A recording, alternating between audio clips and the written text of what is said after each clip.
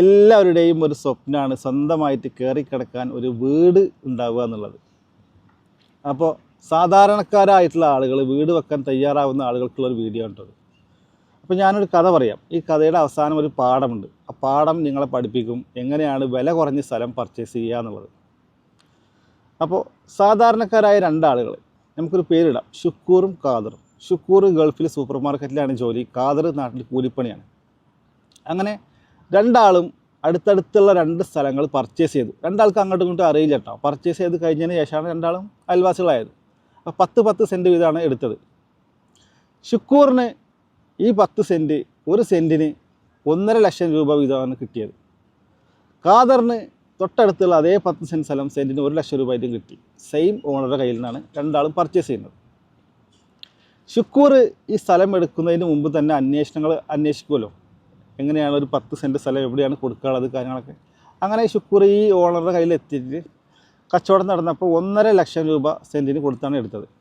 ഖാദർ അവൻ്റെ അതേ കാറ്റഗറിയിലുള്ള ആളുകളുമായിട്ടാണ് ഈ സ്ഥലം അന്വേഷിച്ചത്. അങ്ങനെ ഖാദറിൻ്റെ ബഡ്ജറ്റും കുറവായിരുന്നു.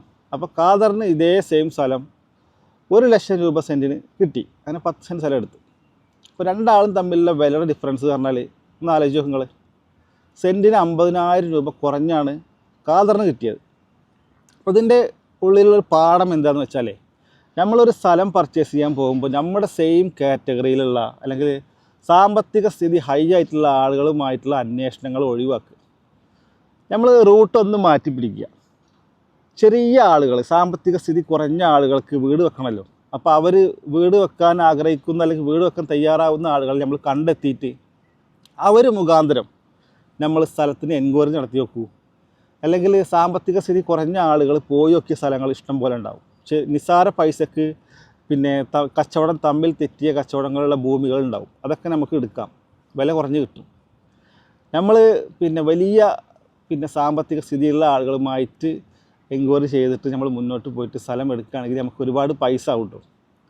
അപ്പോൾ ഈ റൂട്ടൊന്ന് മാറ്റി പിടിച്ചു നോക്ക്. ഇങ്ങനെ ചെറിയ ആളുകൾ അന്വേഷിച്ച സ്ഥലങ്ങൾ, അവർ പോയി നോക്കിയ സ്ഥലങ്ങൾ, ഇങ്ങനെയുള്ള സ്ഥലങ്ങൾ പോയി നോക്കിയിട്ട് നമുക്ക് വില കുറഞ്ഞ സ്ഥലം കിട്ടും.